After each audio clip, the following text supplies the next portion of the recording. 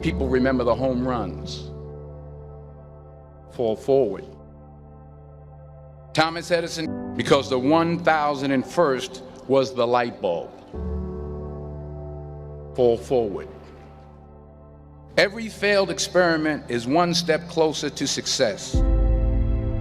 You've got to take risks, and I'm sure you've probably heard that before, but I want to talk to you about why that's so important.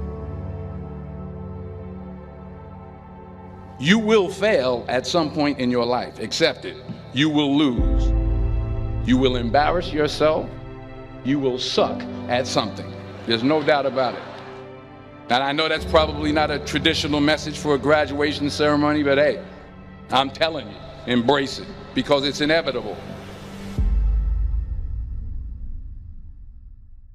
I auditioned for a part in a Broadway musical. Perfect role for me, I thought, except for the fact that I can't sing. I didn't get the job. I walked out of there to prepare for the next audition, and the next audition, and the next audition. I prayed.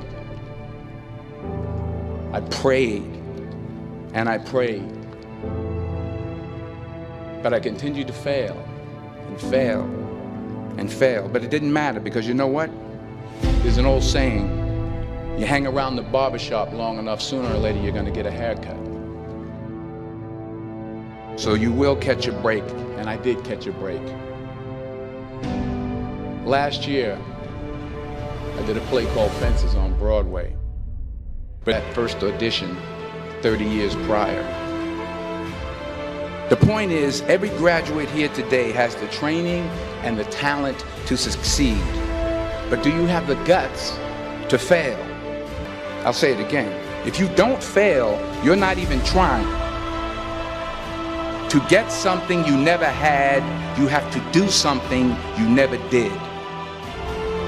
Just imagine you're on your deathbed and standing around your desk of the ideas you never acted on, the ghost of the talents you didn't use. And they're standing, but do you have the guts to fail? If you don't fail, you're not even trying. When your time comes.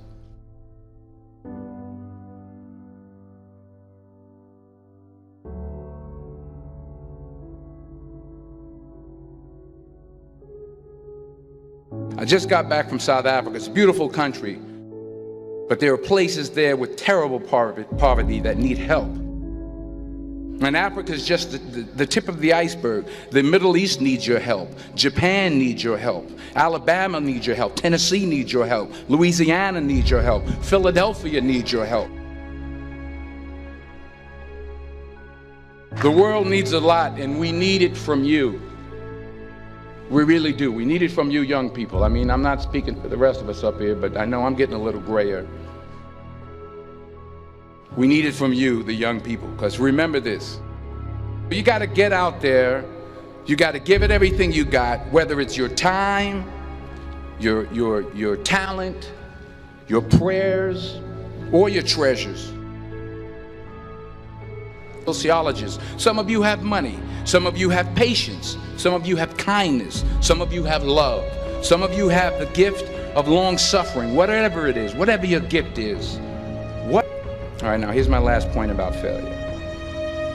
Sometimes it's the best way to figure out where you're going. Your life will never be a straight path. I began at Fordham University as a pre-med student. I took a course called cardiac morphogenesis. I couldn't read it, I couldn't say it, I sure couldn't pass it. So then I decided to go into pre-law, then journalism. And with no academic focus, my grades took off in their own direction. I was a 1.8 GPA, and the university very politely suggested that it might be better to take some time off. And I remember the exact day, March 27th, 1975. I was helping my mother in her beauty shop. My mother owned a beauty shop up in Mount Vernon. And there was this older woman who was considered one of the elders in the town. And I didn't know her personally, but I was looking in the mirror. Every time I looked at her, she kept giving me these strange looks. So she finally took the dryer off her head and she said something I'll never forget. She said, "Young boy, I have a prophecy, a spiritual prophecy." She said, "You are going to travel the world and speak to millions of people." And in the years that followed, just as that woman prophesied, I have traveled the world and I have spoken to millions of people through my movies. Millions who up till this day couldn't see me. They couldn't see the real me. But I see you today. And I'm encouraged by what I see. And I'm strengthened by what I see. I'm open to people and to ideas.